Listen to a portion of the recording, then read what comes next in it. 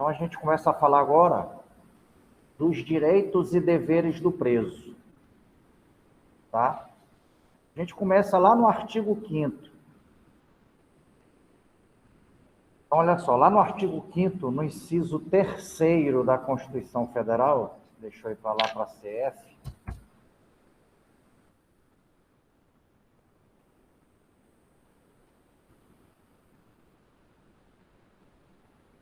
no artigo 5º, inciso 3º, diz lá: ninguém será submetido a tortura nem a tratamento desumano ou degradante, né? Do mesmo jeito que nesse mesmo artigo 5º, a gente tem o inciso XL e X, né, que é os 49,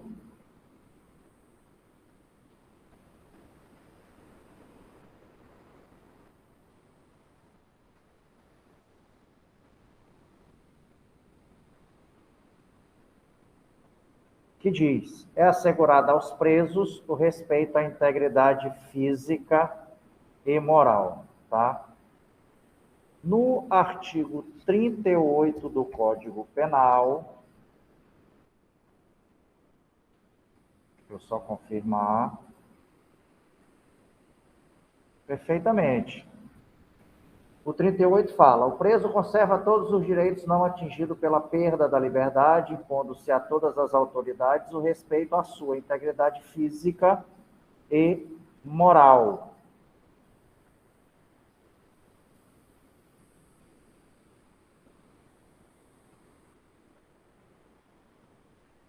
Tranquilo?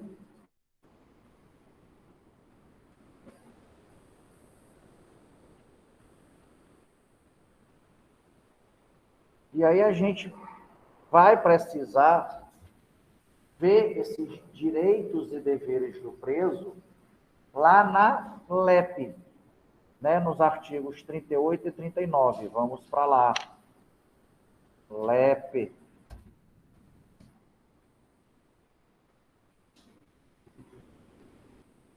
Trinta e 39 da LEP. O 38 e o 39 tratam dos deveres e o 40 e o 41 tratam dos direitos, tá?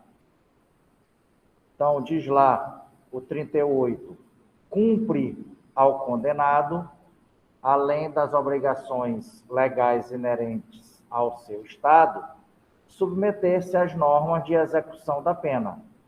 39, constituem deveres do condenado. Inciso 1º, comportamento disciplinado e cumprimento fiel da sentença. 2º, obediência ao servidor e respeito a qualquer pessoa com quem deva relacionar-se. 3º, urbanidade e respeito no trato com os demais condenados. 4º, conduta oposta aos movimentos individuais ou coletivos de fuga ou de subversão à ordem ou à disciplina. 5º, execução do trabalho, das tarefas e das ordens recebidas. 6º, submissão à sanção disciplinar imposta. 7º, indenização à vítima e aos seus sucessores. 8º, indenização ao Estado, quando possível, das despesas realizadas com a sua manutenção, mediante desconto proporcional da remuneração do trabalho. 9º, higiene pessoal e asseio da cela ou alojamento. 10º, conservação dos objetos de uso pessoal. Parágrafo único.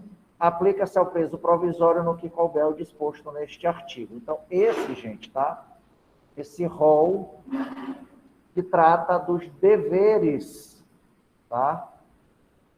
Do preso. Inclusive, né, tanto o preso definitivo, né, que já tem a sentença penal condenatória transitada no julgado, quanto para o preso provisório naquilo que for possível, no que couber. Certo? Antes da gente começar a falar dos direitos do preso, eu vou trazer uma situação que a gente vai ver lá no 41, mas antes eu já falo para vocês, lá no artigo 10 da LEP. Diz lá o artigo 10 da LEP sobre a assistência, né? A assistência ao preso e ao internado é dever do Estado, objetivando prevenir o crime e orientar o retorno à convivência em sociedade. Parágrafo único.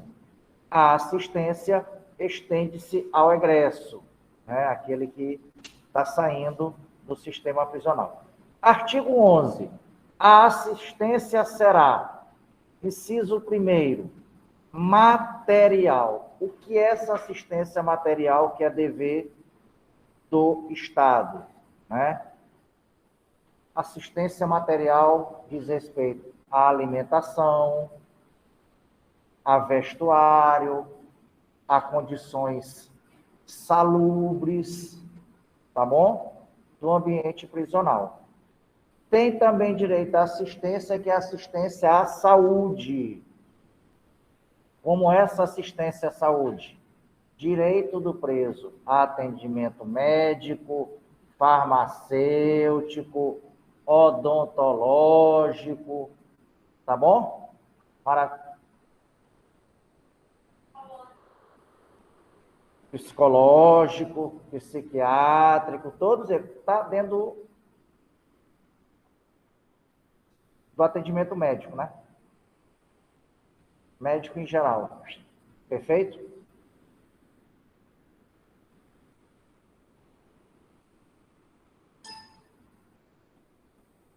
Fala também da assistência será jurídica. Ah, gente, só lembrando, inclusive o preso, quanto à assistência à saúde, ele tem preferência em relação a nós que não somos presos, tá?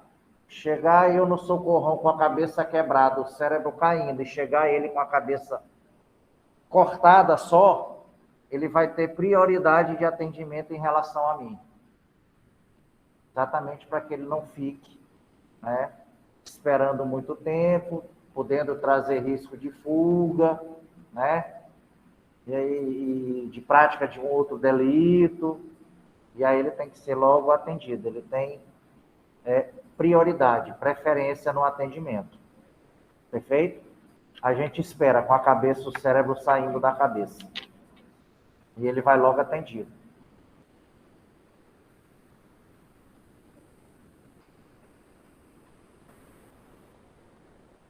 Assistência jurídica, né? Assistência jurídica é exatamente aquele preso que não tem recursos financeiros para constituir um advogado, o próprio Estado fornece o defensor, tá? Eu não sei se ainda existe, junto ao Poder Judiciário do Estado do Maranhão, um órgão que fazia também, né, essa assistência jurídica aos presos, né? E aí pode ser a Defensoria Pública da União, a Defensoria Pública do Estado, a Defensoria Pública do município, ONGs, tá? Sem problema algum. Mas, por óbvio, isso é dever do Estado prestar essa assistência jurídica. Ah, o cara não tem dinheiro para contratar? O Estado tem que dar a ele um defensor, uma assistência jurídica, tá bom? A outra assistência é a assistência educacional, né? Essa aí se trata da instrução escolar, né, e da formação profissional desse preso. Então, existem programas da Fazenda Pública, né, do ente governamental, sobre instrução escolar e formação profissional de presos, tá bom?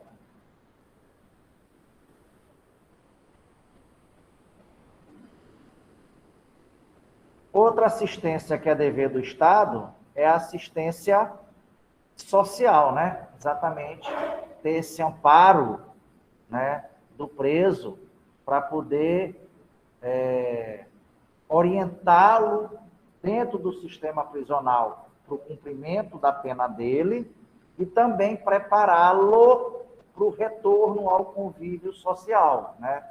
Isso faz parte do profissional do serviço social que vai trabalhar com esse preso, tá bom?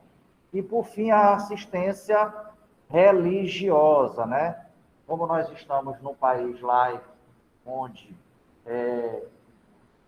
a liberdade, né? Existe a liberdade de culto, lá dentro, sem problema algum, cada um escolhe a religião que quer, pratica e tem que se respeitar. O Estado, inclusive, deve propiciar, né, essa assistência religiosa. Perfeito? E aí, voltando lá para o direito, né, do preso, no 41, é isso? 41. No 40 da LEP, ele diz lá: impõe-se a todas as autoridades o respeito à integridade física e moral dos condenados e dos presos provisórios. 41. Constitui direitos do preso, né? Aí tem um rol de direitos, eu vou citar alguns aqui. Alimentação suficiente e vestuário, né? E o legal é que o pessoal segue à risca esse direito do preso de alimentação suficiente e vestuário. A alimentação só precisa ser suficiente, não precisa ser de qualidade, tá vendo? A própria lei, ó. A lei não fala alimentação suficiente e de qualidade, né? Só fala suficiente. Por isso que a comida deles lá é horrível. Não, gente, mentira, eu tô brincando, né? É óbvio que eles têm lá todo um aparato. A comida não é das melhores, mas também dizer que não presta é mentira. É ser safado demais. Então, eles têm quantidade suficiente e qualidade lá na alimentação deles, sem problema algum. O problema é nem sempre o vestuário atende às expectativas, né? Às vezes o uniforme lá, o laranjão deles é velho, é rasgado, é antigo, é sujo, né? Não tem higiene. Mas, de qualquer forma, isso é um direito do preso, né? A alimentação suficiente e vestuário. Atribuição de trabalho e remuneração, previdência social, constituição do pecúlio, que a gente vai já ver à frente o que é esse tal desse pecúlio. O que é mais legal aqui, que é direito do preso, é a proporcionalidade na distribuição do tempo para o trabalho, para o descanso e para a recreação. Ó, que legal. Ou seja, tem que ter um jeito de equalizar o tempo do preso para o trabalho, para o descanso e para a recreação. Estou querendo equalizar meu tempo há muito tempo. E está difícil. Só trabalhando. Mas é assim, né? É direito dele o exercício das atividades profissionais, intelectuais, artísticas e desportivas anteriores, desde que compatíveis com a execução da pena. Então, se o cara gostava de pintar o quadro, não é pintar o set, não, é pintar um quadro, aquela coisa toda, é direito dele com que o Estado, né, favoreça essa atividade artística dele, tá bom, gente? Assistência material à saúde jurídica, educacional, social e religiosa, que a gente acabou de ver, direito. Proteção contra qualquer forma de sensacionalismo. É direito dele, né? Mas nem sempre isso é garantido. Perfeito? Nem sempre. O próprio Estado, às vezes, parece que desconhece a própria lei e acaba por expondo, né, esse preso ao sensacionalismo. E outros mais que vocês têm aí, né, no artigo 41 da LEP. Perfeito, gente? Tranquilo?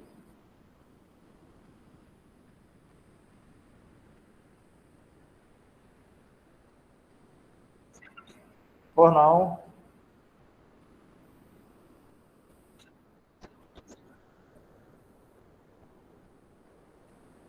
Dos direitos do preso, que eu falei a respeito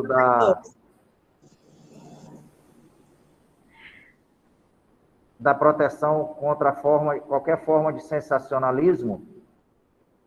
Pois é, na verdade, isso nem sempre é respeitado, né? Às vezes o próprio Estado desrespeita e faz com que esse preso seja alvo de sensacionalismo, muito mais ainda pela própria imprensa, né? Muito mais pela própria imprensa.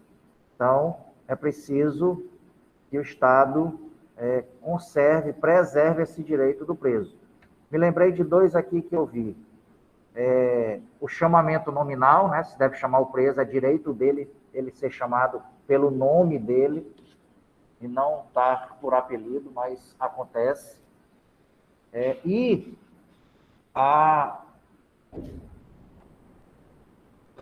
boa tarde. A entrevista pessoal é reservada com o advogado dele. Isso aí, gente, é fato. Na hora que se chega no sistema prisional, tá? E diz, eu sou advogado, ou quero falar com um preso tal, o próprio sistema se incumbe de preparar um local, ou já tem um local, para que esse preso tenha essa entrevista com o defensor dele, tá? Isso eles respeitam a risco. Me lembro uma vez eu fui com um amigo meu compadre, ele é advogado na área penal também, na época aí, e ele precisou ir visitar um cara, ele estava lá no Olho d'Água, no retorno do Olho d'Água. E na hora que chegou lá para falar com o preso, não tinha um local próprio para ele conversar reservadamente com esse preso. Pois na mesma hora pegaram uma salinha que tinha lá e disseram, não, o senhor pode vir para cá com ele e fique à vontade. Já que a gente não tem a sala, o senhor pode ficar nessa sala bem aqui. E aí perguntou até se era para tirar a algema, que ele veio de lá com a algema e tudo, ou se deixava algemado. Ele disse, não, pode tirar a algema, eu confio nele. E aí tirou a algema, eu entrei junto com ele, conversou e tudo. Depois ele comunicou, o agente, lá o carcereiro, e disse, olha, já terminei. Aí o cara veio e levou ele de volta para a cela, né? Isso aí eles respeitam. E professor? Com certeza. Oi. Pode ser algum advogado qualquer ou tem que ser o advogado responsável pelo preso? Não, qualquer um, porque às vezes acontece da própria família do lado de fora dizer, ô doutor, veja lá o caso do meu filho, do meu parente, do meu amigo. E aí a pessoa se identifica, provavelmente eles devem perguntar se é o advogado dele ou não, e a pessoa se identifica, não sou, mas a família pediu para vir, eu quero conversar com ele. E vai conversar. Tá bom? Não tem problema não.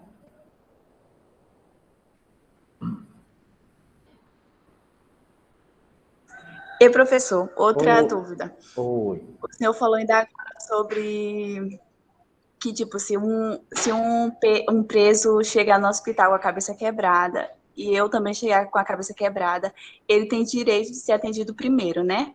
Exato. Caso eu morra por não ser atendido primeiro, fica por isso mesmo? Fica por isso mesmo. Porque decorre de lei. Entendeu? E aí é assim que funciona. Tá certo. Ou seja, a lei da prioridade. E aí, como a lei respalda isso, né, infelizmente, pode acontecer. Professor, mas o inverso seria contrário, né? Porque caso fosse ele não fosse atendido logo e morresse. Aí sim, aí está errado, aí está indo contra a legis, né? Contra a lei, aí vai ter que ter responsabilização. Pois é. Do ente público que deixou de atender.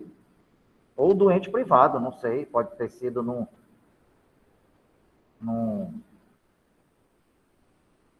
hospital particular, que às vezes, mesmo não tendo a possibilidade de ser atendido num hospital público, né? Numa UPA da vida, seja lá o que for, esse preso vai ser levado à rede privada de atendimento para ser atendido e o Estado vai pagar por esse atendimento. Sabe-se lá quando essa empresa privada vai receber esse dinheiro, né? Sabe-se lá quando. Mas pode acontecer também, viu? Às vezes tem procedimento cirúrgico que a rede pública não faz. E aí vai para a rede privada e lá o Estado, né? O Estado que eu falo, gente, de forma ampla, né? Sentido amplo. Vai ter que bancar. A fazenda pública, né? Municipal, Estado, municipal não, né? Dependendo da situação de onde ele tiver se apresentado. Ah, foi num hospital municipal, não teve, encaminhou para o privado, vai arcar com isso. Tá bom? Todos os entes públicos são responsáveis pela saúde no nosso país. Pelo sistema SUS, né? Serviço Único de Saúde. Beleza? Tranquilo? Deixa eu só ver uma coisa aqui rapidão.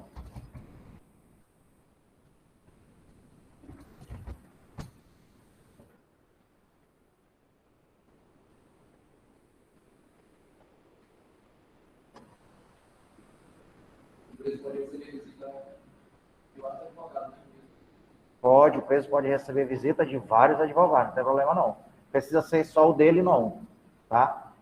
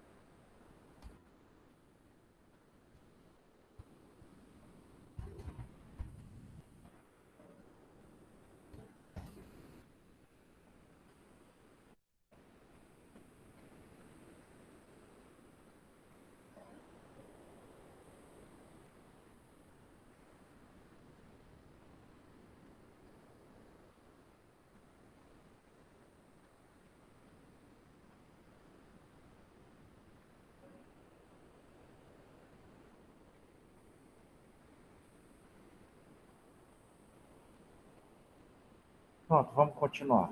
Então, beleza em relação aí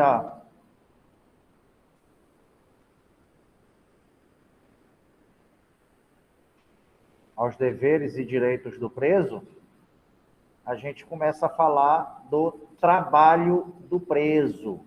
Está lá no artigo 39 do Código Penal, o trabalho do preso. O trabalho do preso será sempre remunerado, sendo-lhe garantidos os benefícios da Previdência Social. Tá? E aí a gente vai lá para a LEP, lá no artigo 31. A partir do artigo 28, na LEP, a gente tem o capítulo que trata do trabalho. Tá? E o trabalho, gente, a gente sempre escutou isso, né? Que o trabalho dignifica o homem, né? Então, o artigo 28 diz logo: o trabalho do condenado, como dever social e condição de dignidade humana, terá finalidade educativa e produtiva, né? A esse trabalho se aplicam todas as condições relativas à segurança e à higiene, né? Esse trabalho não vai estar sujeito a CLT.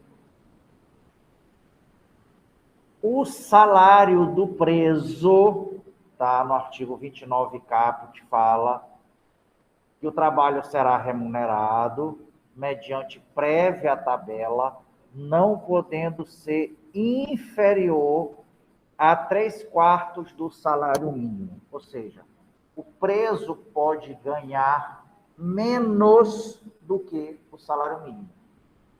Tá?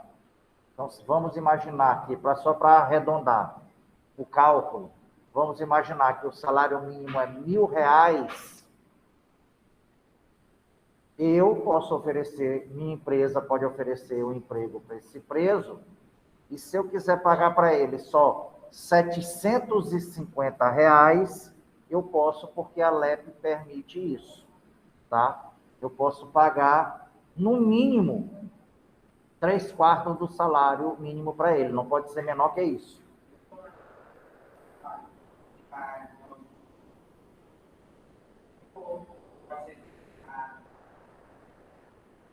Trabalho é nos 3, tá? Trabalho é nos 3, perfeito? Agora, o trabalho é obrigatório para quem é condenado definitivo, né? Sentença transitada em julgado, e facultativo para quem é preso provisório, tá? Eu fui preso, tá com 1 mês, estou recolhido. Eu não quero trabalhar, eu não trabalho. É facultativo o trabalho. Fui condenado, peguei 10 anos de cadeia em regime fechado. Eu recorri. Como eu ainda estou recorrendo, não transitou em julgado, eu continuo sendo um preso provisório. Mesmo já tendo regime fechado, eu trabalho se eu quiser. Eu ainda sou preso provisório. Tá bom? Beleza?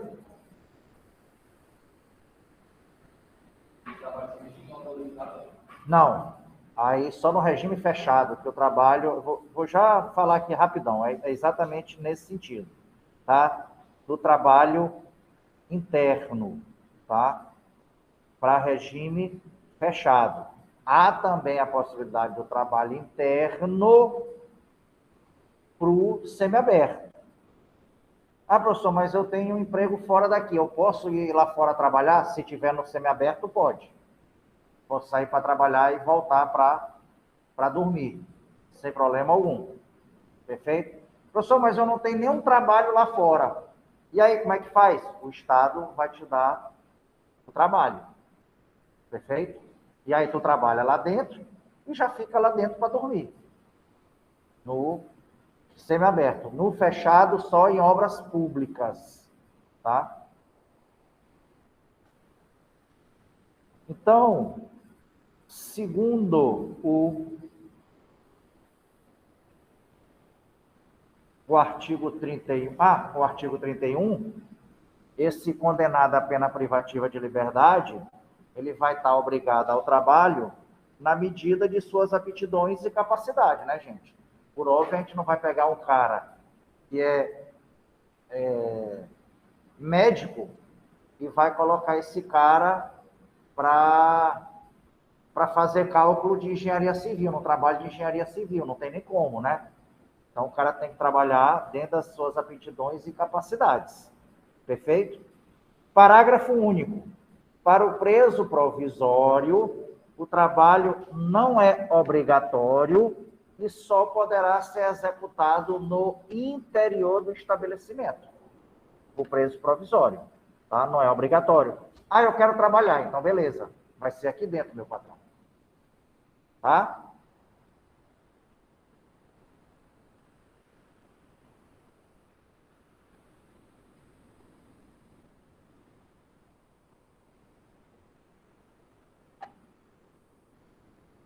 Essa remuneração,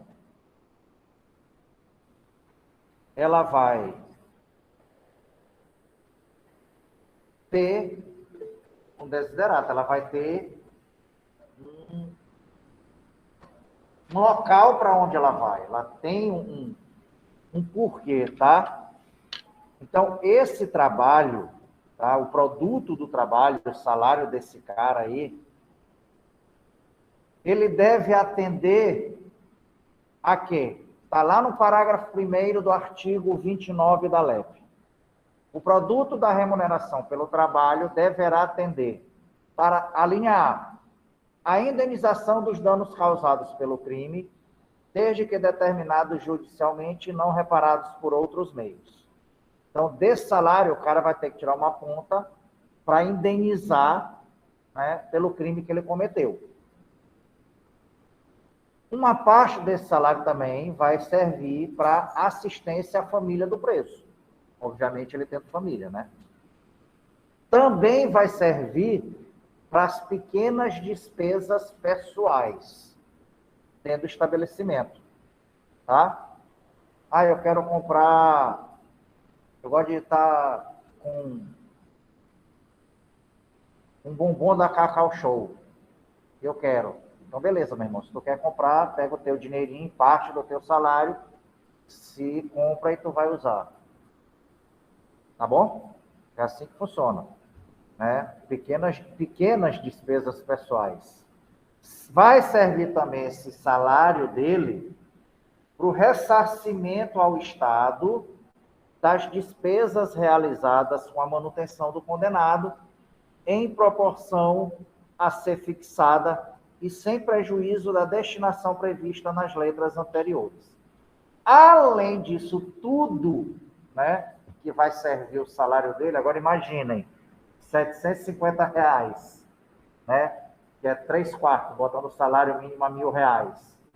Desses R$ 750, onde ele vai ter que indenizar pelo crime que ele causou, indenizar o Estado pelo custo que o Estado está tendo com ele, uma ponta para a família dele e outra ponta para as despesas pessoais. O parágrafo 2º ainda diz que, ressalvadas outras aplicações legais, será depositada a parte restante para a constituição do pecúlio em caderneta de poupança, que será entregue ao condenado quando posto em liberdade. Olha só que legal, papai. Sobrando dinheiro do salário do preso, que constitui o pecúlio. O pecúlio nada mais é do que a sobra do salário dele, descontado todas essas verbas, que vai ser depositada em caderneta de poupança, e quando ele sair, ele recebe esse dinheiro dele. Alguém que trabalha aqui que está conseguindo economizar? Olha aí. É isso aí.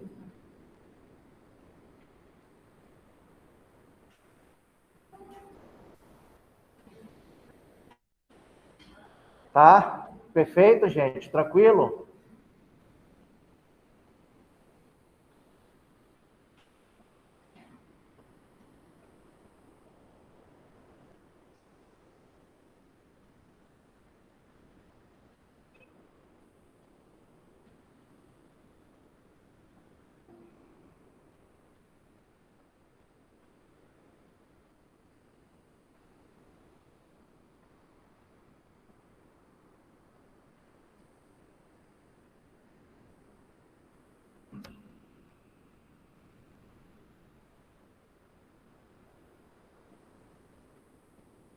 Então, sobre o trabalho interno, é isso, não tem problema algum.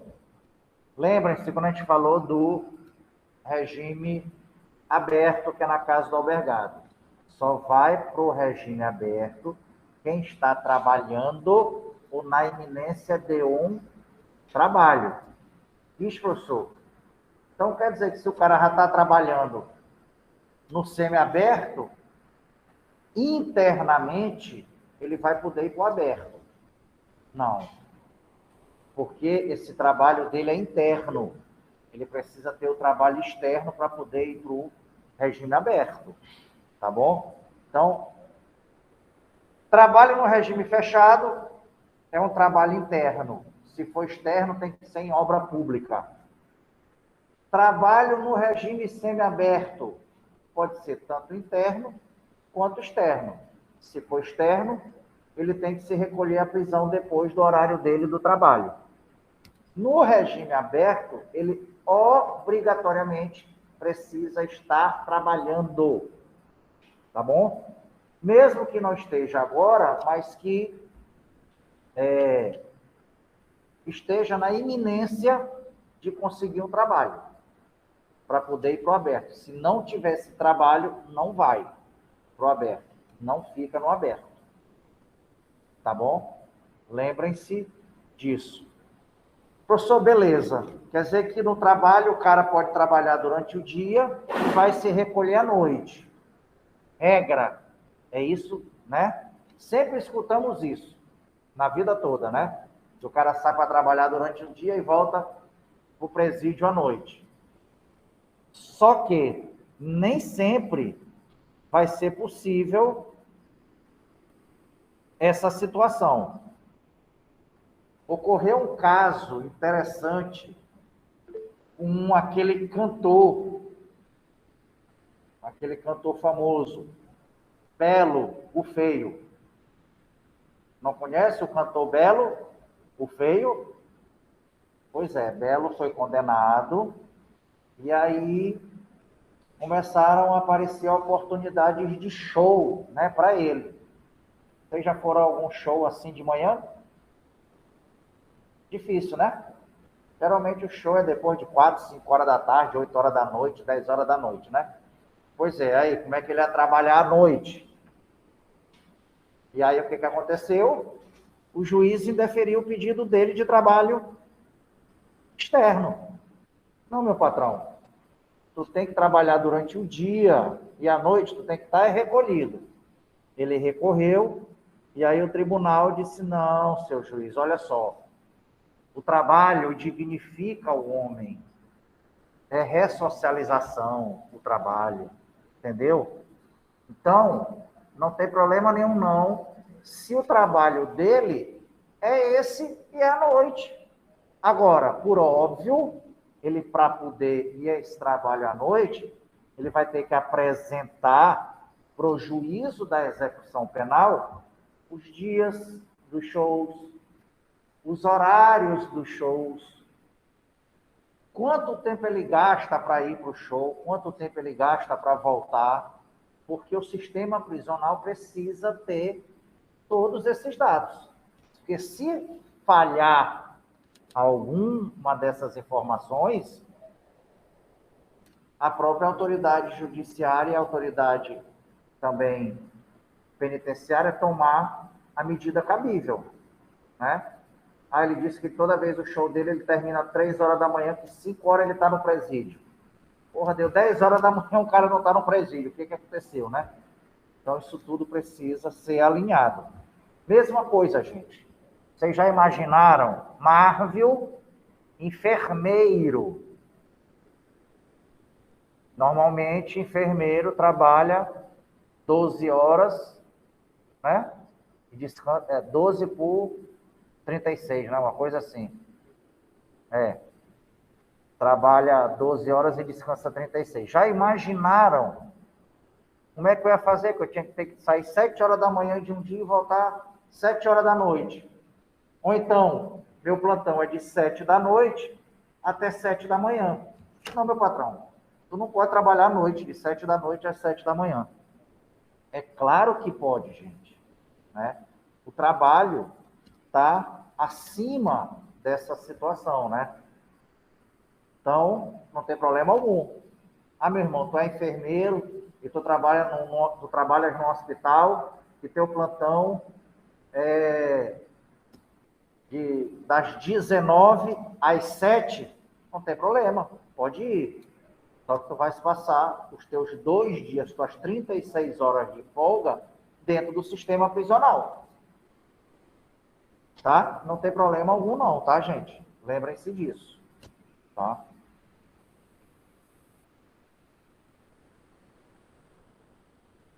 Beleza? Em relação ao trabalho, alguma...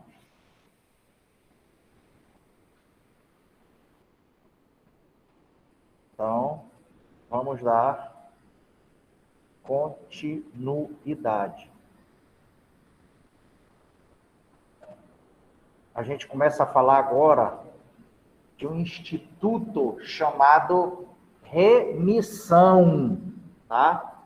Mas não é remissão com 2 S. É remissão com C cedilha. Perfeito? Está lá no artigo da LEP, acho que é 126, deixa eu só confirmar.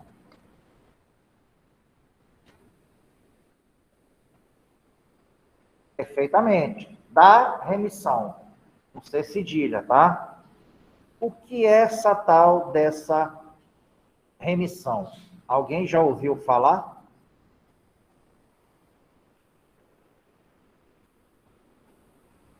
Qual o artigo, professor? 126 da LEP. Alguém já ouviu falar de remissão?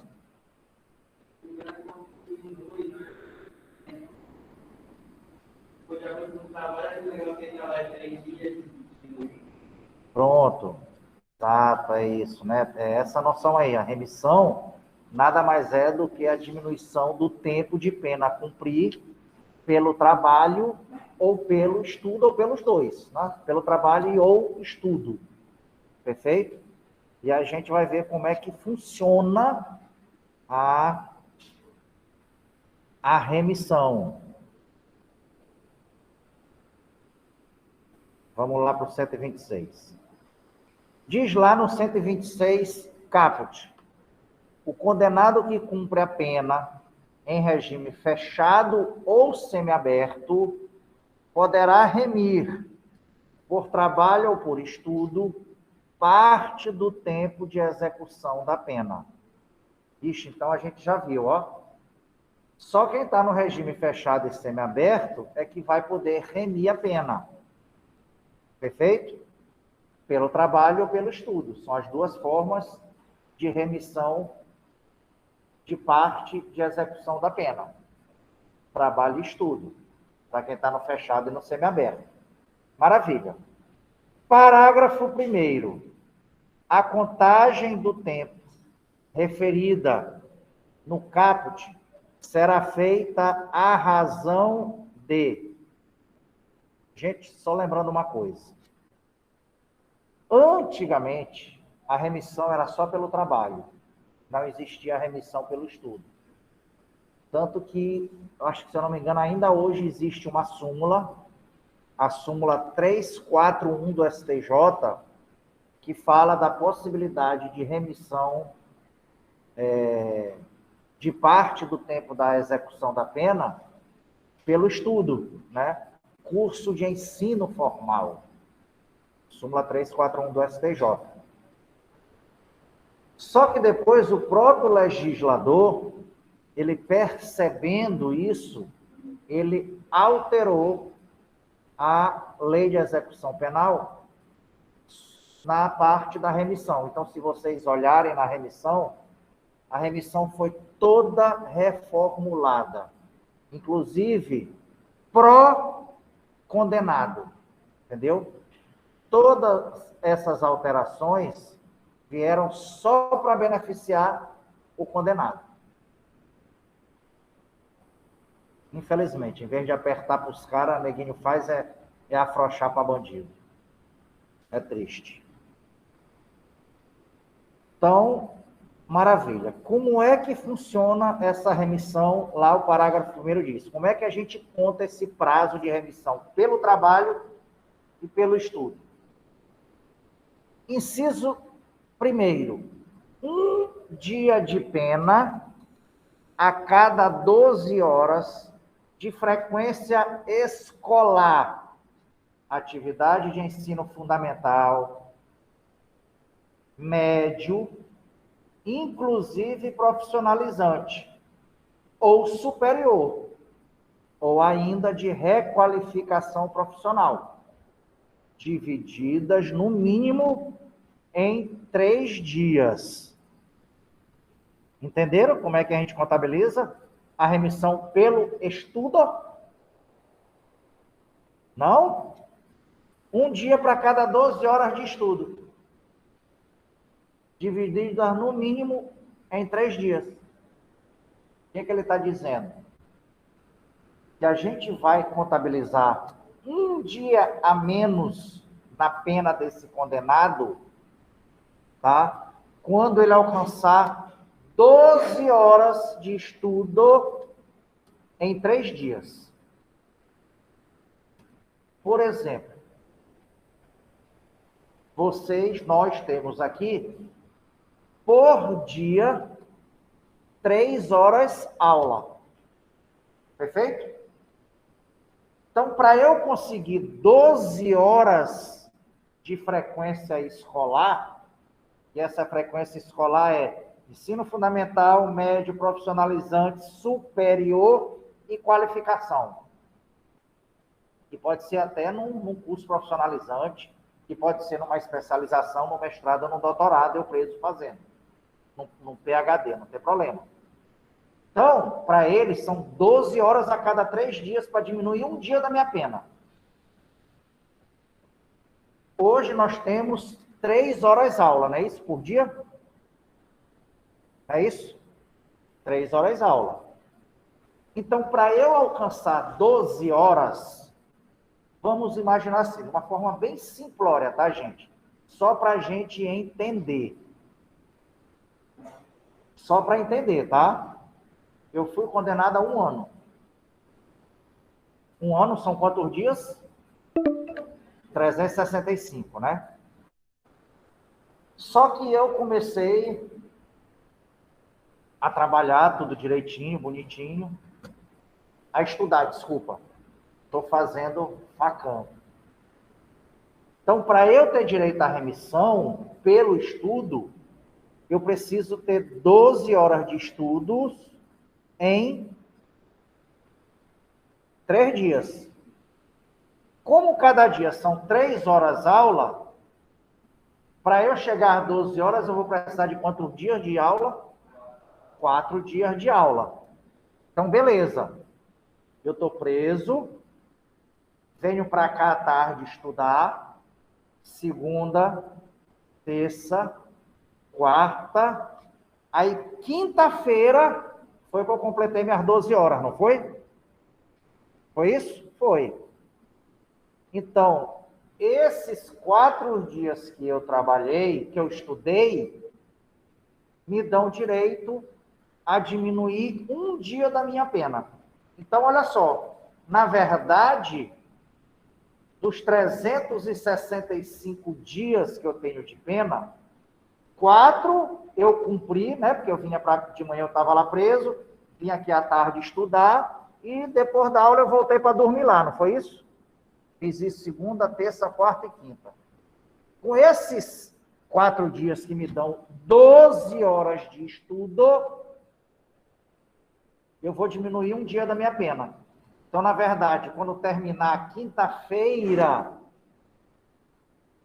né, que eu cumpri 4 dias de pena, eu não tenho 361 dias ainda a cumprir, eu só tenho 360, porque 1 eu consegui pela remissão.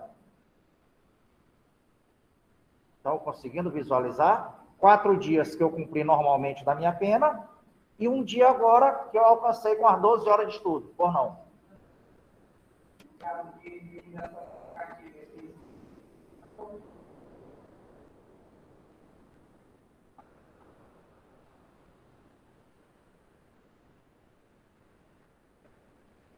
Entendi, se eu estou entendendo, medida socioeducativa?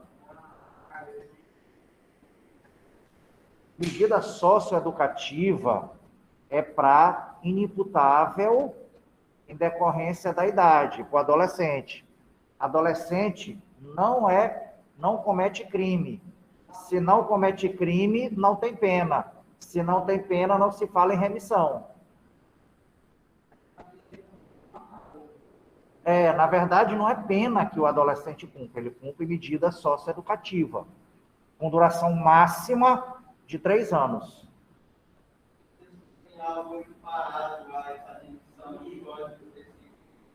Para adolescente, não, negativo.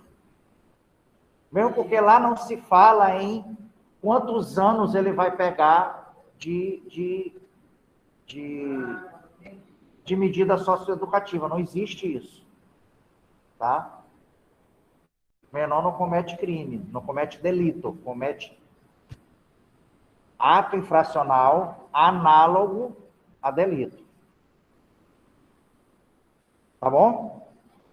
Então, não tem isso para adolescente, não, para medida socioeducativa. Tá? Mas conseguiram ver, né? Conseguiram perceber como é essa situação do 12 horas a cada 3 dias. Vamos imaginar, vamos para um outro exemplo. Eu sou um cara esperto. eu estou fazendo um curso de especialização em física, que eu já sou formado em física, eu estou fazendo uma especialização de manhã, com carga horária de 3 horas por dia, e à tarde eu estou fazendo meu curso de Direito na Facam, 3 horas também. Porra, beleza, ó. De manhã, segunda-feira, eu fiz 3 horas da especialização, e à tarde, segunda-feira, eu fiz mais 3 horas da Facam. 6 horas no dia, ó. Quando chegar na terça-feira, eu vou fazer mais 3 de manhã e 3 à tarde, né? Completei minhas 12 horas, né? O problema é que eu completei minhas 12 horas em 2 dias. Então, por mais que eu faça na quarta-feira, mais 6 horas de manhã e 6 horas à tarde, né? 18 horas em 3 dias, essas 6 horas que eu fiz a mais não me servem para nada na remissão. Porque só me interessam 12 horas em 3 dias. Se eu fizer 40 horas em 3 dias, não adiantou de nada, papai. Só contam 12 horas a cada 3 dias. Perfeito? Então não adianta ser esperto. Professor, mas o curso que eu estou fazendo de culinária é 1 hora por dia. Lascou, doido. Tu vai ter que contar 12 dias para dar 12 horas. Então, no final dos teus 12 dias de cumprimento de pena, que tu está indo para o curso, é que vai diminuir 1 dia só pela remissão pelo estudo. Aí diminui 13. Tá bom? Estão conseguindo entender, gente? Tá? É isso. 12 a cada 3. Não adianta querer fazer 20 horas, 15 horas, em 3 dias, porque eu vou ficar, beleza. Não vai adiantar de nada. Vai ser perda de tempo. Tá? E no inciso 2º, ele diz que para cada 1 dia de pena, a cada 3 dias de trabalho. Pronto. Como é a remissão pelo trabalho? A remissão pelo trabalho é, meu irmão, trabalha 3 dias que tu ganha 1. Tá? Aí eu pergunto para vocês, o que é um dia de trabalho? São 6 horas ou são 8 horas por dia?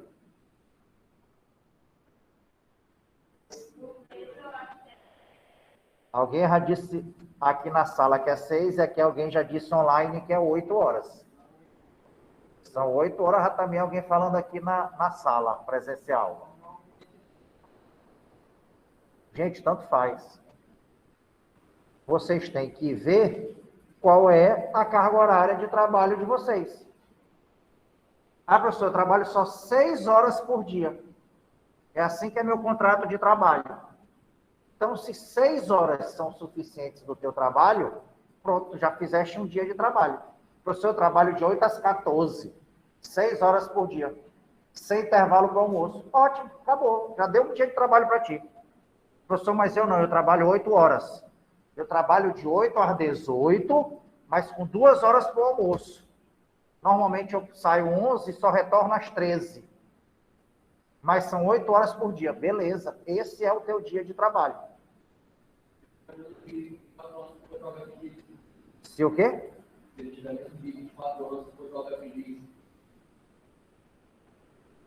Tem que ver como é a tua... São 4 horas que considera? 4 horas é o teu dia de trabalho. Mas tu é jovem aprendiz, tu não está cumprindo pena. Jovem aprendiz, tu é menor de idade, dependendo do que for.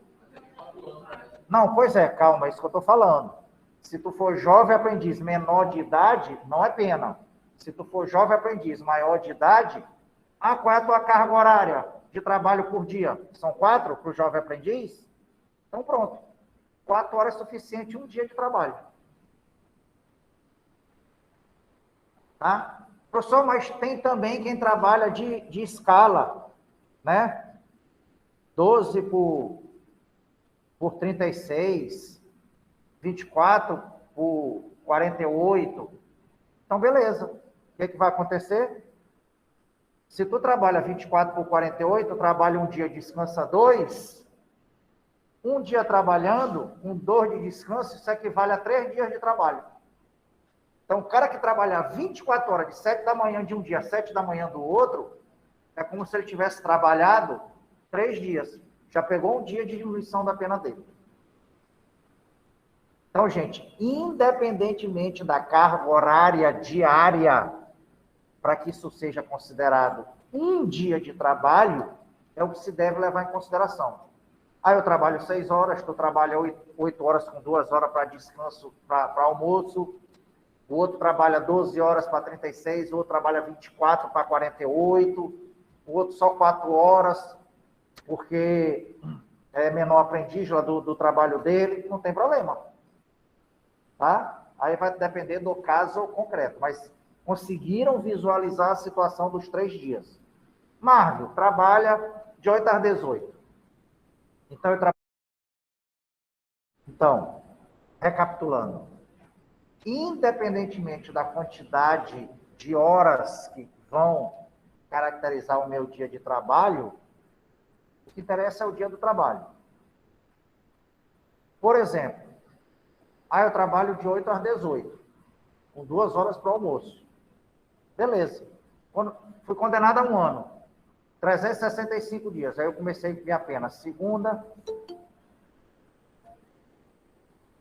trabalhei segunda, trabalhei terça, trabalhei quarta. Então, na quarta-feira, que deram os 3 dias de trabalho, eu já vou ter um dia menos na minha pena. Então, em vez de 365 dias para cumprir, eu só vou 361. Isso, professor, segunda, terça e quarta. Aí eu trabalhei quinta, trabalhei sexta e trabalhei sábado. Mais 3 dias, que me dão direito a menos 1 na minha pena. Então, de 361, menos 4. 357 eu ainda tenho para cumprir. 3 dias de trabalho, diminui 1 da pena. Trabalho. Estudo. 365 menos 4 não dá 361. São os 3 dias do trabalho com 1 da remissão.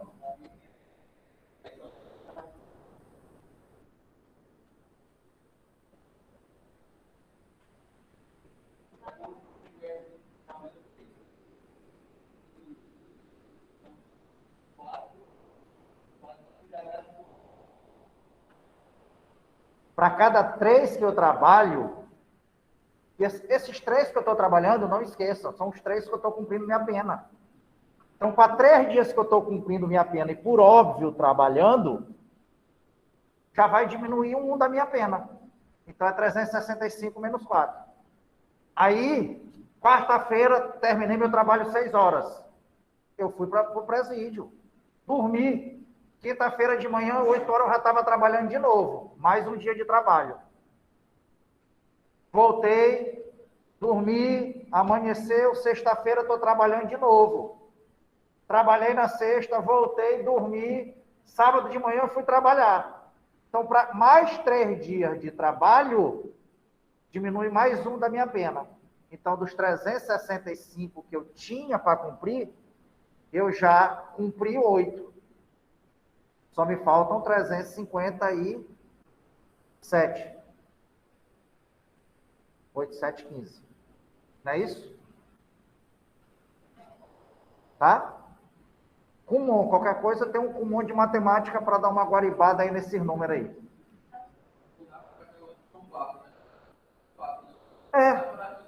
É isso. A ideia é essa. Trabalhou 3, ganha 1. Então, na verdade, trabalhou 3, diminui 4.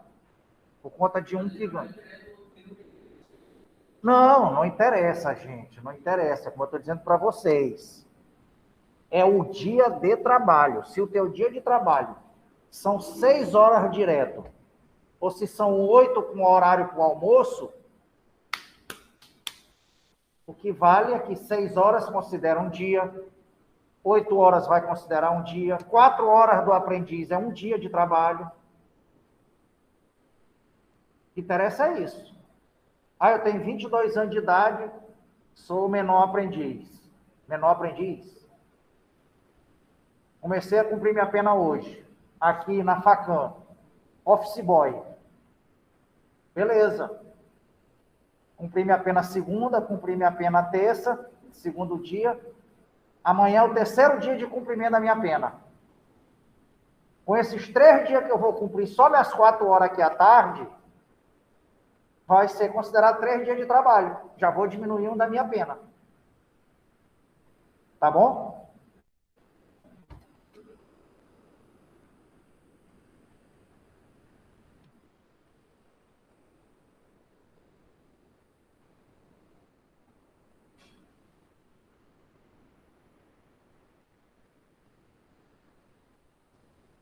Bora lá. Parágrafo 2º. Então, tranquilo em relação a como é feito esse cálculo, né, do estudo e do trabalho? Conseguiram entender, gente?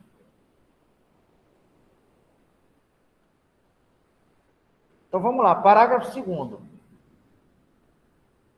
As atividades de estudo a que se refere o parágrafo 1º deste artigo poderão ser desenvolvidas de forma presencial ou por metodologia de ensino à distância e deverão ser certificadas pelas autoridades educacionais competentes dos cursos frequentados. Então, beleza. Se eu estou fazendo o meu curso de ensino médio ou profissionalizante por ensino à distância, isso vale também como remissão, tá? Ou estou fazendo na forma presencial, ótimo, maravilha, também vale. Presencial à distância. Contabiliza, tá bom? Parágrafo 3º. Para fins de acumulação dos casos de remissão, as horas diárias de trabalho e de estudo serão definidas de forma a se compatibilizarem. Ou seja, eu posso remir o cumprimento da minha pena tanto pelo estudo quanto pelo trabalho ao mesmo tempo. Só que eu preciso compatibilizar o meu horário de estudo com o meu horário de trabalho, para poder ter direito aos dois juntos. Tá? Beleza, trabalhei durante o dia, 6 horas diárias, das 8 às 14, e à noite eu estou fazendo Facam, das 19 às 22. Beleza. Um dia de trabalho e 3 horas de estudo. Segundo dia de trabalho, mais 3 horas de estudo. Terceiro dia de trabalho, eu já diminuo um da minha pena, 4. Na quinta-feira, quando eu vier assistir aula, eu vou diminuir mais um pelo estudo. E já comecei mais um dia de trabalho, para somar com mais 2, e assim a gente vai contabilizando e compatibilizando trabalho e estudo para efeitos de remissão, tá?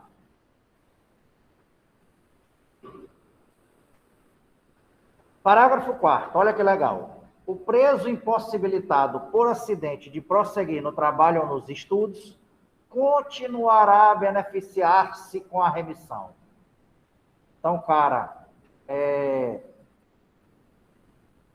teve um acidente, está afastado do trabalho ou do estudo, ele não deixa de continuar a ser agraciado com a remissão.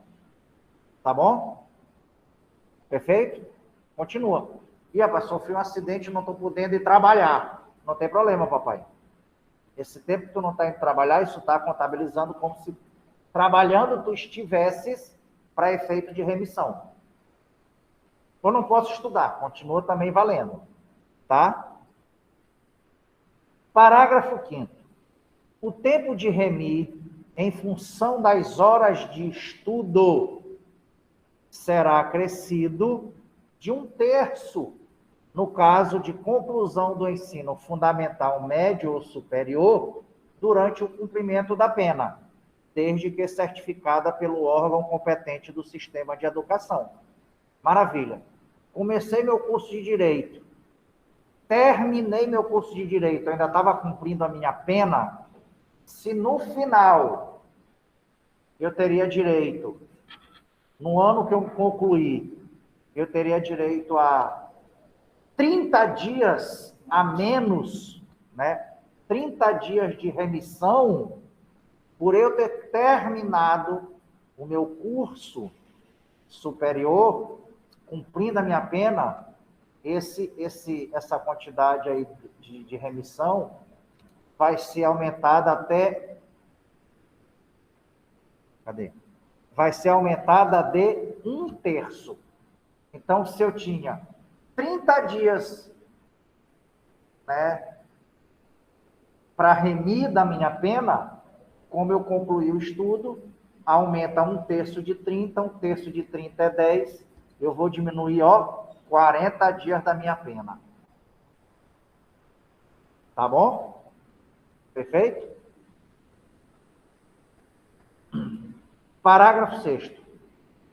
O condenado que cumpre pena em regime aberto ou semiaberto, aberto ou semiaberto, e o que usufrui liberdade condicional, poderão remir pela frequência curso de ensino regular ou de educação profissional, parte do tempo da execução da pena ou do período de prova, observado o disposto no inciso 1º do parágrafo 1º deste artigo. O que ele está dizendo aqui, gente? Olha só. Aqui, ele alarga a possibilidade de remissão pelo estudo aos 3 regimes de cumprimento de pena. A gente viu lá no caput do 126 que somente os condenados que cumprem pena em regime... Cadê meu pai? Fechado e semiaberto, né? Que teriam direito à remissão pelo trabalho e pelo estudo. Só que o parágrafo 6º, ele enlarguece dizendo que quem está cumprindo pena no aberto e no semiaberto e está em livramento condicional, pode também usar o estudo para remissão de pena. Tá? Então, na verdade, remissão de pena pelo trabalho. Em que regimes? Fechado e semiaberto. Remissão de pena pelo estudo. Quais regimes? Perfeito. O professor caiu na prova, o senhor perguntou quais são os regimes de cumprimento de pena que pode ocorrer a remissão pelo estudo. Ô, professor, eu falei fechado e semiaberto, eu esqueci de falar o aberto, o senhor não considera? Não. Porque não são só 2 regimes, são 3 regimes. Eu quero os 3. Uma coisa é eu perguntar, cite 2 características da pena. Aí tu me fala, legalidade e impessoalidade. Beleza. Professor, que o senhor pediu 2, eu só me lembrei de 1, só me lembrei da legalidade. Então, se a questão vale 2 pontos, eu vou te dar só 1 ponto. Porque tu me citaste só 1. E só 1 está certo. Agora, quanto aos regimes, tem que ser os 3. Se me falar só 2, está errado. Tá? Lembrem-se disso. Eu sempre falo para vocês. Gente, a resposta sempre depende da pergunta. A gente entendendo a pergunta, para a resposta a gente já tem meio caminho andado. Como eu falei para vocês. Quantos dedos tem na minha mão?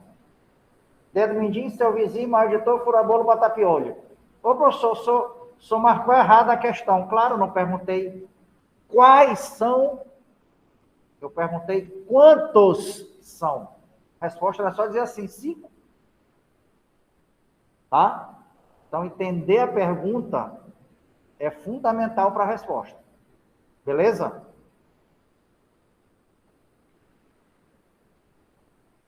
Parágrafo 7º. O disposto neste artigo aplica-se às hipóteses de prisão cautelar. Então, beleza, se eu estou preso preventivamente, já tenho uma condenação e já estou trabalhando, já estou estudando, não é porque eu estou preso cautelarmente que eu não possa ter direito à remissão pelo trabalho ou pelo estudo.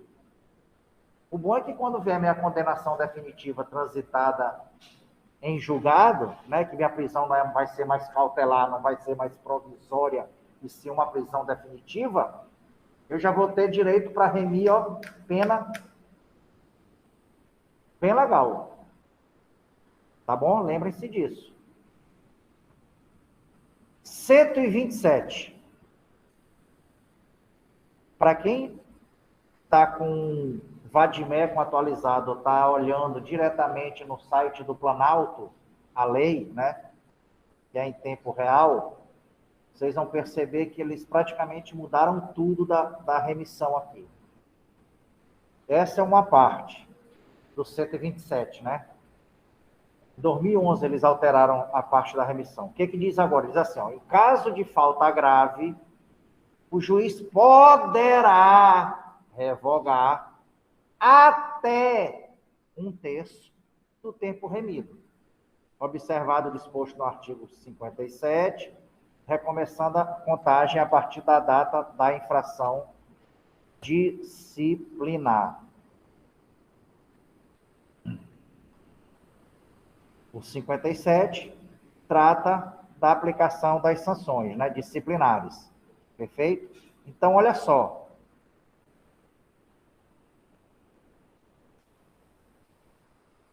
O condenado cometeu uma falta grave. O que vai acontecer? O juiz vai analisar o caso, né? Tudo bonitinho.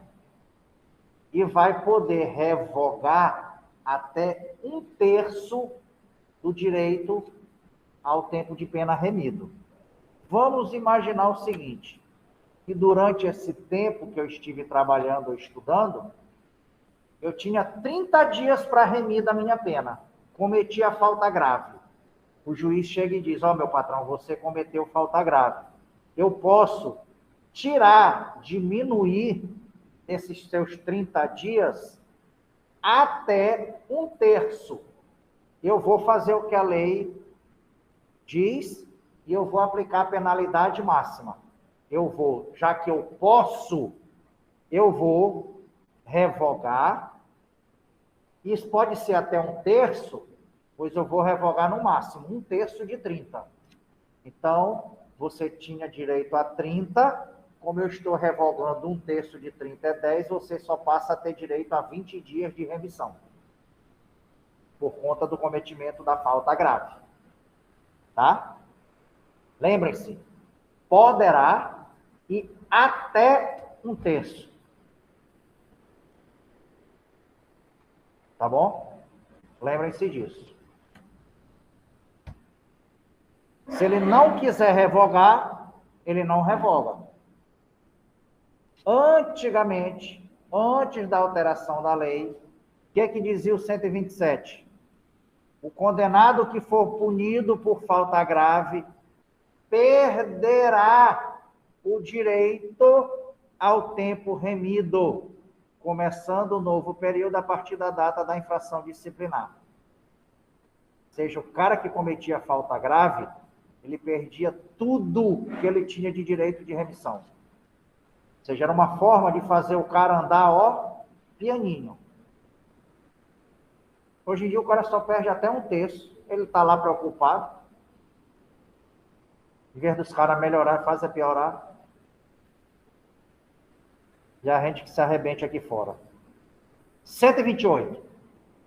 O tempo remido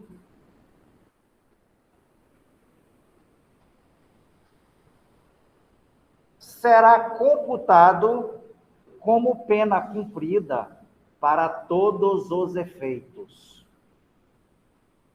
O que isso significa dizer? Tudo que eu tiver diminuído da minha pena por conta da remissão, isso vai ser considerado como pena cumprida. Claro, gente. Se está diminuindo, está sendo pena cumprida e ela é para todos os efeitos. Inclusive, para progressão de regime.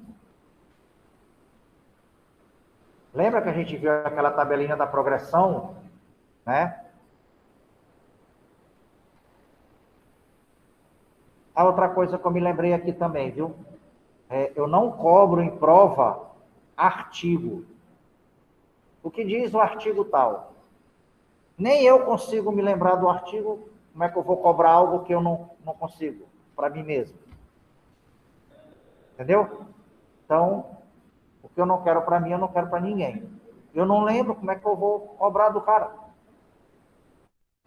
Perfeito? Então, me lembrei dessa ressalva. Qual é o artigo da progressão? 112, me lembrei agora. Uns ficam fixos na cabeça, mas outros não, a gente tem que estar indo atrás. Olha lá. 20%, esse segundo 112, 20% da pena, né?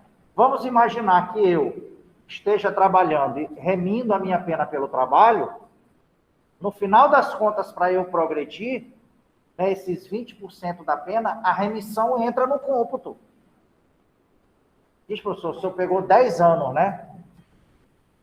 20% de 10 anos dá 2 anos. Então, o senhor precisa passar 2 anos no fechado para ir para o semiaberto. O detalhe é que, desses 2 anos eu trabalhei. Vamos imaginar assim, uma coisa bem louca, só para a gente entender. No primeiro ano, eu trabalhei o ano todo. Trabalhei 360 dias, vamos supor. Desses 360 dias,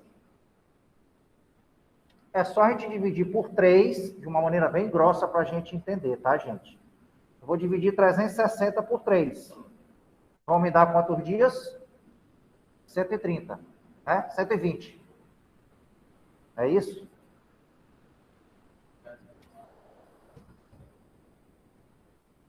R$120 dias.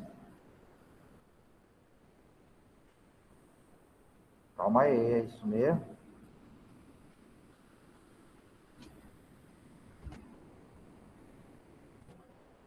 Então, teoricamente, desses 360 dias que eu trabalhei, eu ganhei 120 de remissão. Então, na verdade, eu já cumpri 480 dias.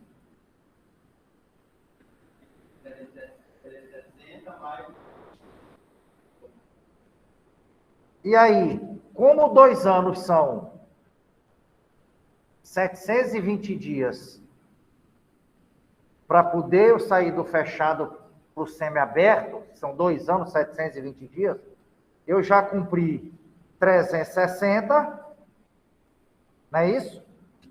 1 ano, e ainda ganhei 120.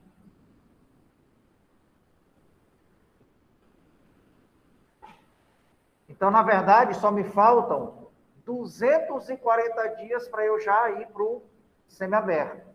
E se eu continuar trabalhando, esses 240 dividido por 3,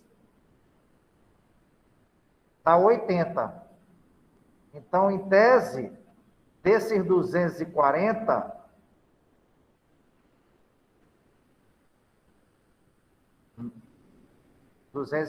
menos 80, eu só vou precisar trabalhar 160, que eu já ganho 80 da remissão, que dá os 240, com os outros que eu tenho já que eu ganhei, vai dar os 2 anos. Então, em tese, eu vou ficar 360 com mais 100 e... Quanto que eu falei? 120. 120, pronto. 360 com 120, 480, em vez dos 720 que eu teria que trabalhar, né? É fato. 360, 720, dividido por 3, se fossem 2 anos, né? Trabalhando.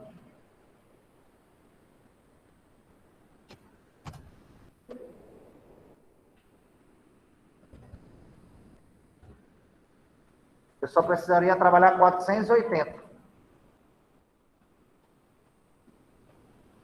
Porque os outros eu ganharia de remissão para completar os 720.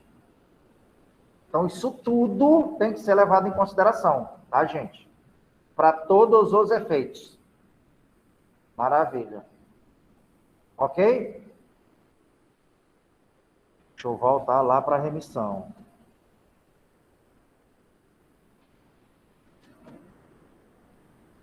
R$129. A autoridade administrativa encaminhará mensalmente ao juízo da execução cópia do registro de todos os condenados que estejam trabalhando ou estudando, com informação dos dias de trabalho ou das horas de frequência escolar ou de atividade de ensino de cada um deles. Claro, né? Ou seja, o presídio, o sistema prisional, reúne todas as informações do empregador e da instituição de ensino, reúne e vê, rapaz, no mês de março, dos 24 dias de trabalho, de segunda a sábado de Marvel, dos 24, Marvel só trabalhou 16. Marvel só trabalhou 15. Ixi, então, 15 dias trabalhados, dividido por 3, dá 5 dias de remissão para ele. Ixi, do estudo, Marvel, de segunda a sexta, dos 20 dias de aula, Marvel só foi 15. Então, dos 15, né, com 3 horas por dia, dá para a gente fazer um cálculo grosso de que a cada 3 que ele estudou, ele tem um dia de remissão pelo estudo. Então, ele tem 5 dias de remissão. Isso tudo vai ser feito, encaminhado para o juízo da execução penal, para poder o juiz trabalhar. Ixi, eu vou ter que diminuir a pena dele pela remissão. Diminuindo pela remissão, o que ele teria que ficar preso no fechado já diminui, para ele ter direito à progressão para o semiaberto. E assim vai. Tá, gente? Lembrem-se, pena cumprida é pena extinta, é pena morta, é pena acabada, não volta mais. A remissão se considera pena cumprida, pena acabada, pena extinta, não se volta mais para considerar, tá bom? Perfeito? Parágrafo 1º. O condenado autorizado a estudar fora do estabelecimento penal deverá comprovar mensalmente, por meio de declaração da respectiva unidade de ensino, a frequência e o aproveitamento escolar. Tá bom?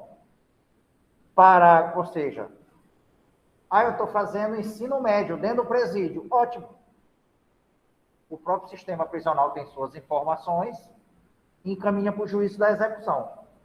Agora, se eu estou fazendo faculdade fora do presídio, estou indo para a FACAM fazer meu curso à noite, não tem problema. O sistema prisional vai pedir as informações aqui para a FACAM repassa para o sistema prisional, se tu vieste, se tu não vieste, né? Para ter o controle sobre ti, fiscalizar, e aí, no final das contas, prepara tudo e manda para o juízo da execução.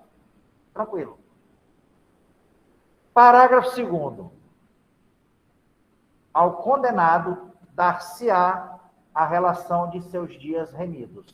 Beleza, gente, na verdade, essa alteração aí aconteceu, acho que desde 2009, se eu não me engano, o CNJ, administrativamente,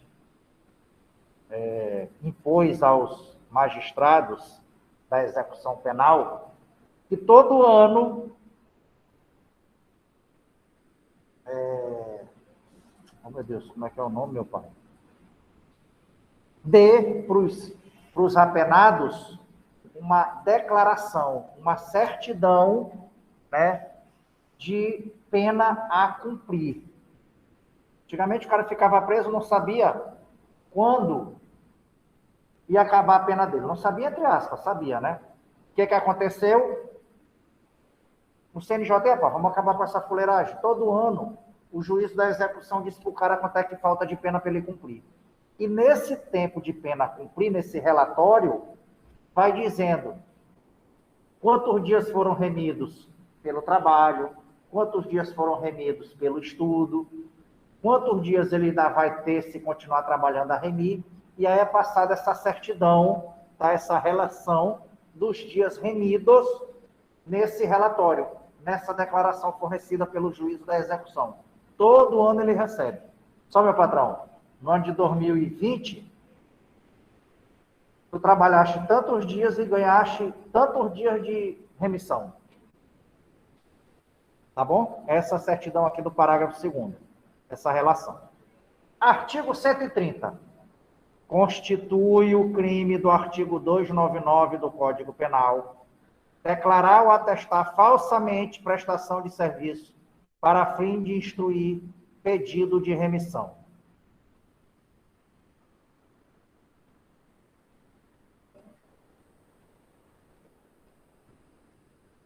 O que acontece? Várias vezes a gente já viu reportagem de que quando pegam um cara, e aí, meu patrão, tá fazendo? Eu disse, não, eu estou trabalhando, é que eu estou aqui na rua. Trabalhando onde? Trabalhando lá na oficina de seu fulano de tal. Na verdade, Miguel, né? Como a oficina de seu fulano é no bairro, esse ar-condicionado não está dando pressão não, né? Calor miserável. Tá doido. Tô suando aqui. Não, tá calor, né? Não, meu patrão, não se preocupe, não, fique tranquilo. Tá beleza. Obrigado. E aí, o que acontece? O cara lá no bairro, como ele é do tráfico, ele simplesmente, ele obriga o cara da oficina, meu irmão, dá uma certidão aí, dizendo que eu estou trabalhando aqui para ti, que é para eu poder dar entrada ali com o meu advogado, para eu conseguir a remissão pelo trabalho. E aí, quem declarar ou atestar falsamente essa situação, incorre no cometimento de um delito, né? Do delito do 299, que é o delito de falsidade ideológica. Tá, gente? Beleza? Então, não pode fazer isso. Maravilha?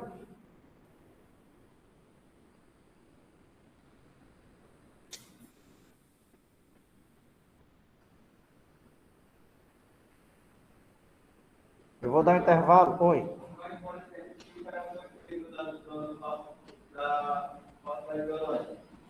Ele vai ser condenado por falsidade ideológica, aí vai computar mais na pena dele que já está cumprindo, né? Não, aí não vai computar nada na pena dele, não.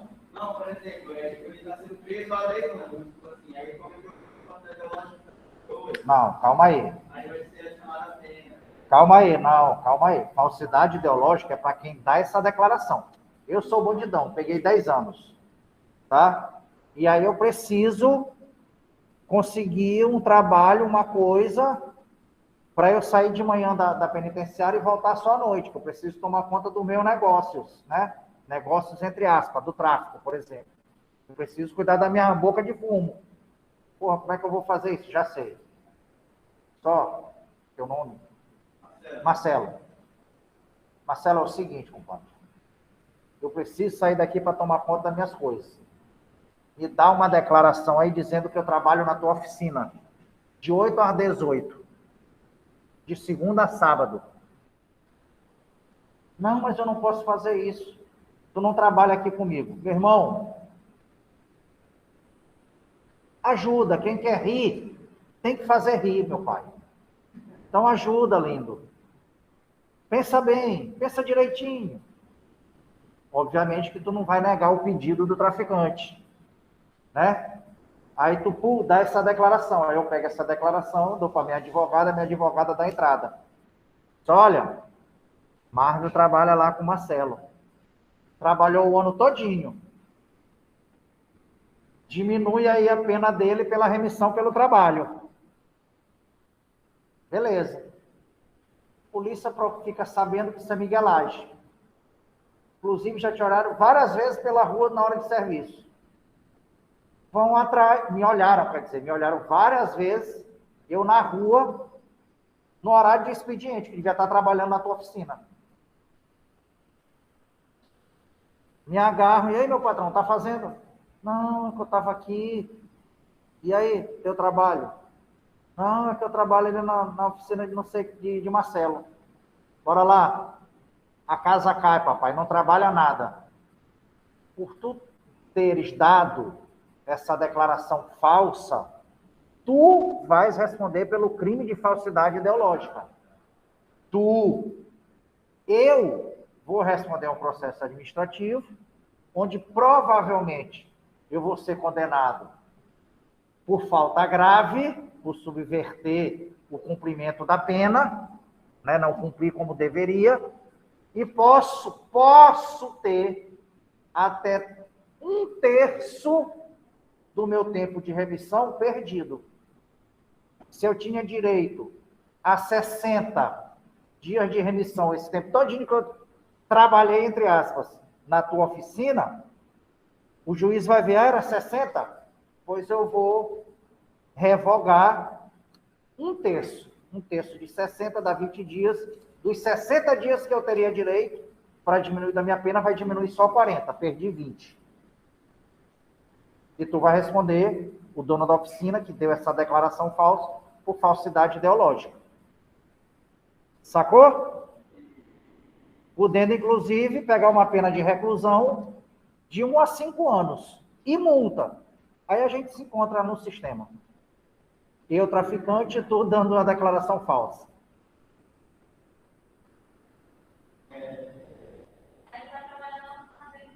Aí não sei como. Entenderam, né, a situação, gente? Oi?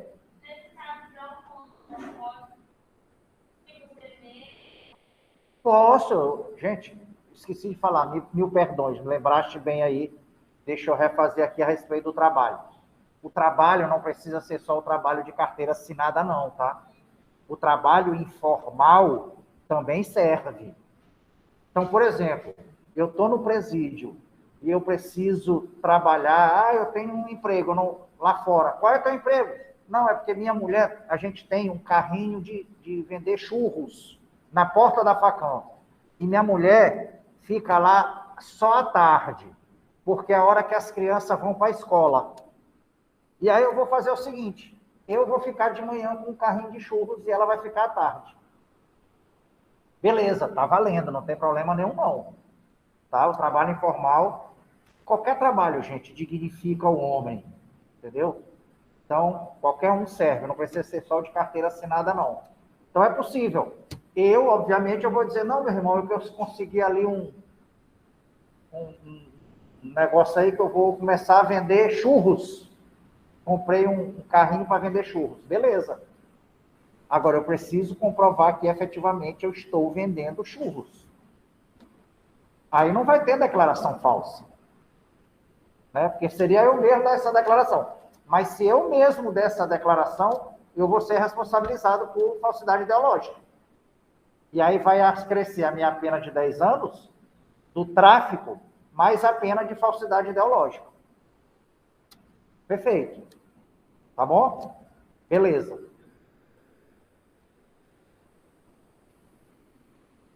Eu vou parar 5 minutinhos só para tomar uma água, volto para a gente falar da detração.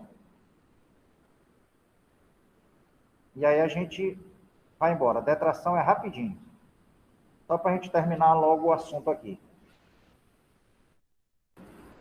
Vamos continuar rapidinho aqui. Detração e a gente acaba a pena privativa de liberdade. Lá no artigo 42 do Código Penal. O que diz o 42?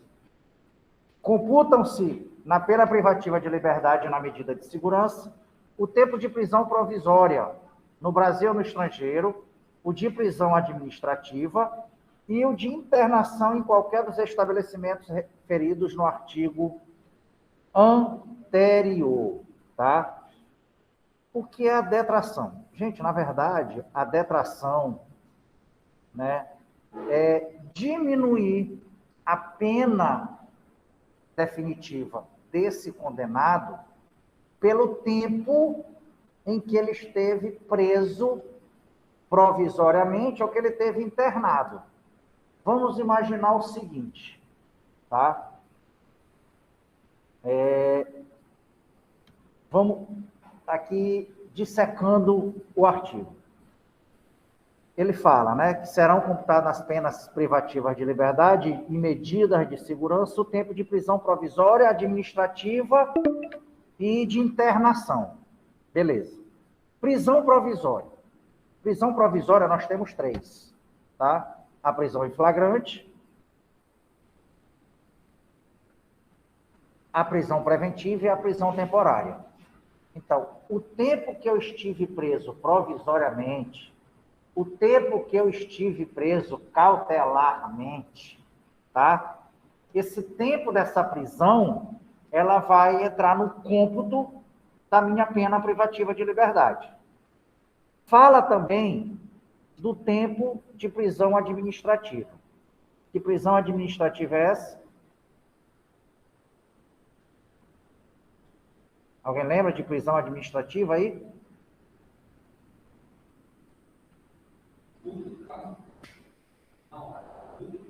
Não. Prisão administrativa, não é pena.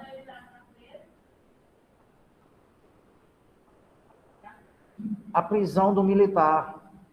O militar que fica preso administrativamente. Também, excepcionalmente, né? A prisão de estrangeiro para processo de deportação, extradição e expulsão. Tá? E também, de forma excepcional, a prisão civil, né, do devedor de pensão alimentícia. Essas prisões administrativas, a do militar, a do estrangeiro em caso de deportação, extradição e expulsão, os crimes a eles relacionados, e a de prisão do devedor, prisão civil do devedor de pensão alimentícia, elas servem para diminuir da pena final privativa de liberdade, essas prisões administrativas. Da mesma forma que a internação. A internação, ou ela é para tratamento em hospital psiquiátrico, ou para tratamento ambulatorial. A internação é para quem está submetido à medida de segurança, tá? Então, por isso que diz que vão ser computadas nas penas privativas de liberdade as prisões provisórias e administrativas, né, e nas medidas de segurança, as internações, tá, para tratamento psiquiátrico. Então, o que acontece? Vamos imaginar que eu cometi um delito, fui preso hoje em flagrante, converteram minha prisão em flagrante em preventiva, e isso está com 2 anos, e eu estou respondendo essa ação penal, que eu estou preso. Saiu a sentença. 10 anos que eu fui condenado à reclusão, e aí transitou em julgado. Beleza. Da minha pena privativa de liberdade de 10 anos, utilizando o instituto da detração, eu vou pegar esses 2 anos que eu estive preso provisoriamente por conta de uma prisão preventiva no cômputo dela. Então, na verdade, dos 10 anos que eu fui condenado, eu tenho que ficar preso, entre aspas, eu diminuo, eu detraio, eu subtraio os 2 anos que eu já tive preso provisoriamente. Então, só me falta cumprir agora quanto tempo? 8. Perfeito? E olha só o grande lance. Isso tudo serve para efeito dos outros institutos. Eu fui condenado a 10 anos de reclusão. Em que regime? Fechado. Maravilha. Só que na hora que eu começo a cumprir a minha pena, eu vou cumprir quantos anos da minha pena agora? 8. Por conta da detração, 2 anos entraram no cômputo da minha pena privativa de liberdade, de 10 anos. Então, eu só tenho 8. 8 anos. Eu vou estar cumprindo em que regime?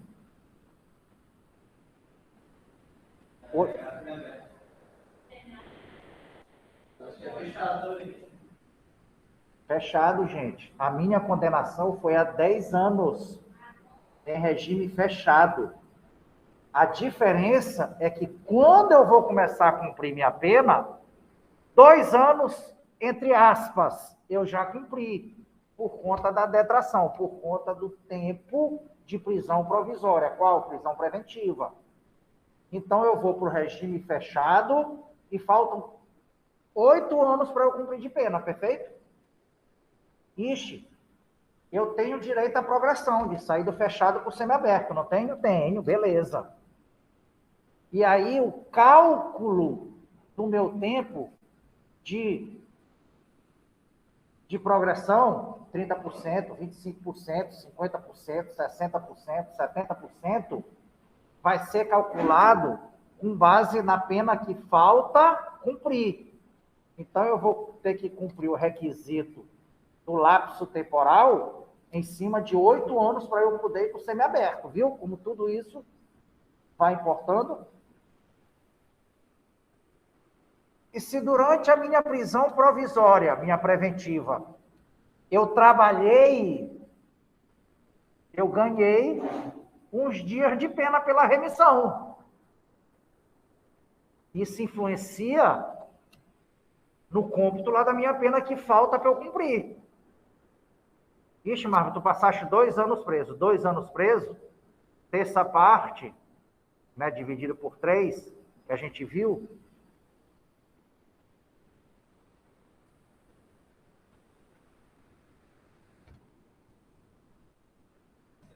R$ 720 mil por 3, cada 3 eu ganho 240 dias. Então, isso tudo já está diminuindo a minha pena. Quando eu chegar para cumprir o meu fechado, não tenho 8 anos. Ainda falta eu cumprir. Eu vou ter que diminuir desses 8 anos, 240 dias.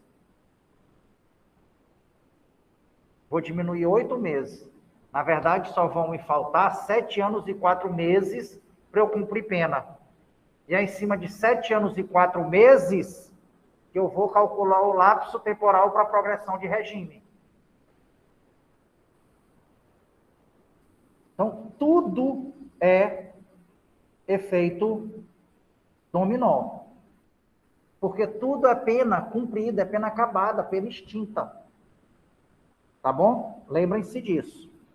Entenderam o que é o Instituto da Detração? Conseguiram entender? É diminuir da minha pena final o tempo que eu tive preso antes. Ah, Marco, tu pegou 7 anos e passou 3 anos preso, eu só vou cumprir agora 4.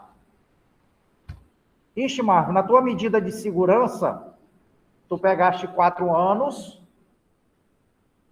da tua pena, e aí logo depois ficou doido, aplicaram medida de segurança.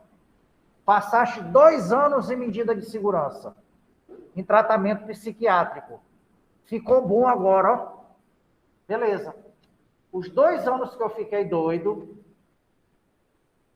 que eu peguei a internação da medida de segurança, isso vai servir para o cômputo dela.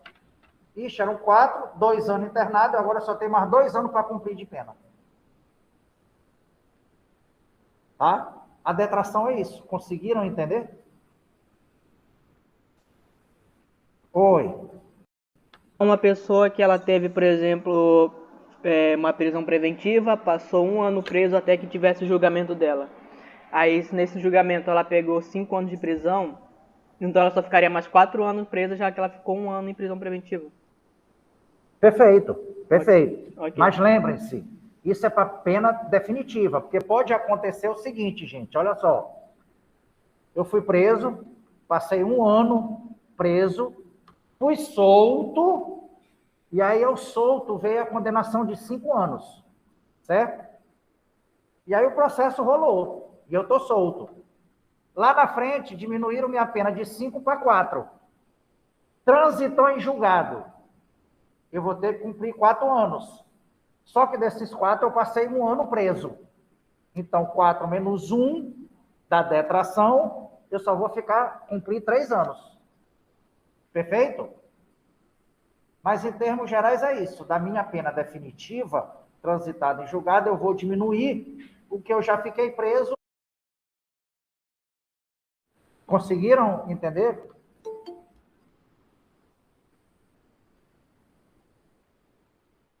Oi.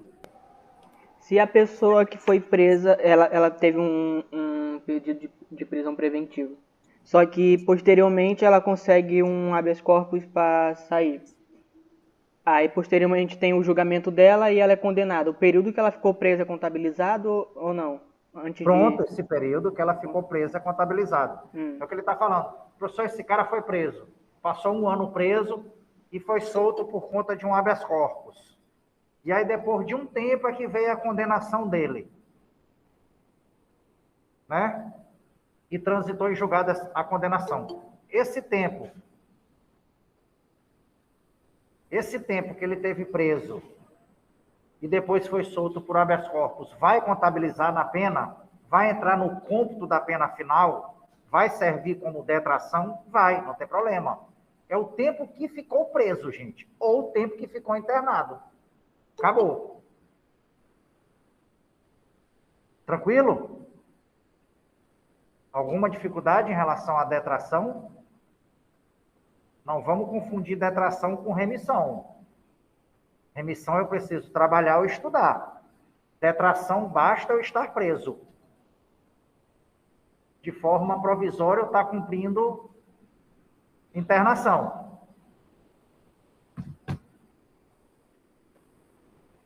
Tá ok mesmo? Tranquilo?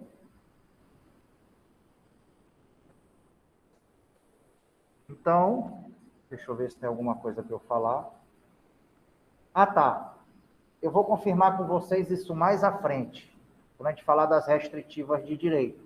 Mas eu já falo rapidinho. Apesar de não estar expressamente aqui falando da detração em relação às penas restritivas de direitos, mas é cabível também a detração para cumprimento de pena restritiva de direitos, tá?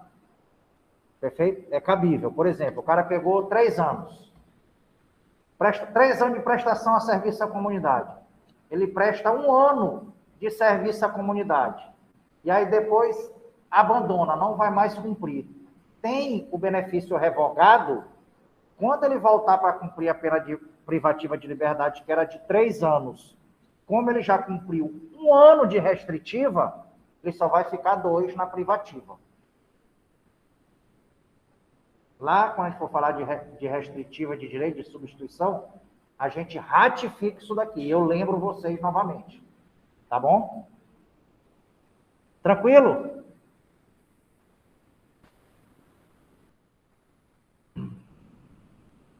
Então, o que tinha para falar hoje era isso.